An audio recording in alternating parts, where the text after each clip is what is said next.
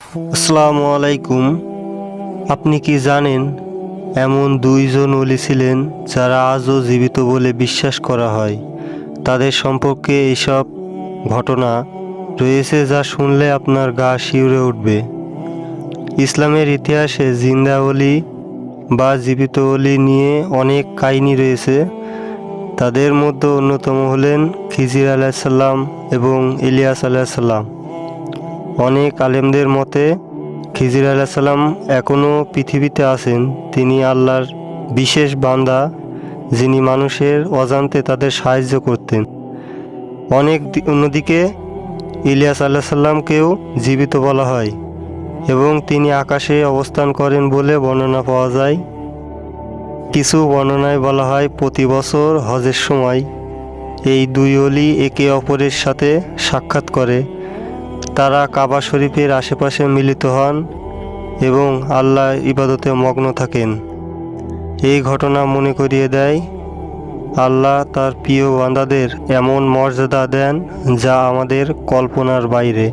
একবার রাসূল করিম সাল্লাল্লাহু আলাইহি ওয়াসাল্লাম যাচ্ছিলেন পথ দিয়া, জঙ্গল থেকে একটা উট বেরিয়ে এসে হুজুরের পায়ের উপরে চুমা খাইলো, সেজদার মতোই করলো। সাহাবায়ে কিরাম বলেন, ইয়া রাসূলুল্লাহ, জঙ্গলে উটের কি খুশকিসমত, হুজুরের পায়ের উপরে চুমা খাইলো, মাথা লাগালো। হুজুর যদি অনুমতি দিতেন আপনার এই সেজদা দিয়ে আমরা ধন্য হতাম। নবীজি বলেন, খবরদার, এই পৃথিবীর কোন মানুষকে সেজদা দিতে পারে না। আমি যদি কোনো মানুষের জন্য সেজদা করা জায়েজ করতাম, তাহলে দুনিয়ার সমস্ত নারীদের বলতাম স্বামীর সামনে সেজদা দিতে। সেজদা হবে কেবলমাত্র কার, আর কারো হতে পারে না।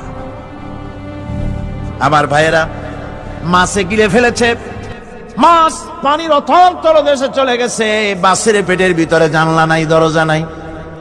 হযরত ইউনূস আলাইহিস সালাম লক্ষ্য করলেন, এখন তো আর বাঁচতে পারবো না, মরা ছাড়া পথ নাই। ইউনূস আলাইহিস সালাম চিৎকার মারলেন, লা ইলাহা ইল্লা আনতা সুবহানাকা ইন্নী কুনতু মিনাজ জালিমিন। পড়েন সবাই, লা ইলাহা ইল্লা আনতা সুবহানাকা ইন্নী কুনতু মিনাজ জালিমিন। লা ইলাহা ইল্লা আনতা, আল্লাহ তুমি ছাড়া কেউ নাই, তুমি ছাড়া কেউ নাই, কোনো ইলাহ নাই, মাবুদ নাই।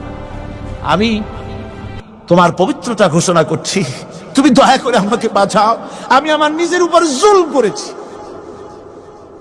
আমার বন্ধুগণ, এত বড় মারাত্মক বিপদের ভিতরে ইউনূস আলাইহিস সালাম যখন চিৎকার মারলেন, পানির ভিতরে বসে, মাছের পেটের ভিতরে বসে, আল্লাহ রাব্বুল আলামিন চুপ করে থাকলেন না, সঙ্গে সঙ্গে রাব্বুল আলামিন জবাব দিয়া দিলেন, فاستجبنا له ونجيناه من الغم وكذلك ننجي المؤمنين।